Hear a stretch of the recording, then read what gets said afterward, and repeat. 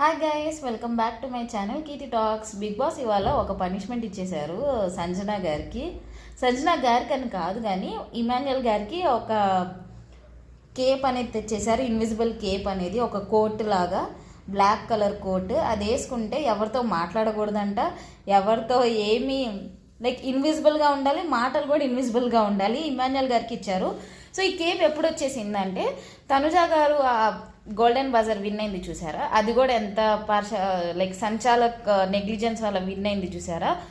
So దానికోసం నేను full ఎపిసోడ్లో రివ్యూ చెప్పేశాను. If you want check out that video. ఎందుకు సంచాలక్ పార్షాలిటీ చూపించాడు తనుజ గారు, అది పజిల్ కంప్లీట్గా పూర్తి చేయలేదు. నేను ఆ పజిల్ ఫోటో కూడా యాడ్ చేశాను, కావాలంటే చూసుకోండి గైస్, అది కరెక్ట్గా లేదు. సో అది వచ్చినప్పుడు ఇప్పుడు ఆ గోల్డెన్ బజర్ వచ్చాక ఐదర్ మాధురి గారిని డైరెక్ట్ నామినేట్ చేయాలి, లేకుంటే సెకండ్ వాష్రూమ్స్ అను బయట గార్డెన్ క్లీనింగ్, థర్డ్ ఇంకోటి ఆ ఇన్విజిబుల్ క్యాప్ అనేది క్యాప్ ఆ కోట్ అనేది మాధురి గారు వేసుకోవాలి. కానీ తనుజ గారు డైరెక్ట్ నామినేట్ చేశారు మాధురి గారిని.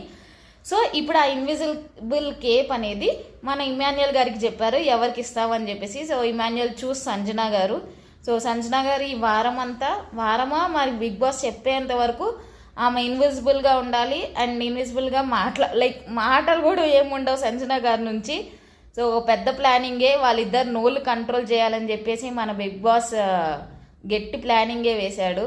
సో చూద్దాము సంజన గారు ఈ వారం ఎలా గేమ్ ఆడతారనేది. ఇన్విజిబుల్గా ఉండటం, ఇన్విజిబుల్గా మాట్లాడటం.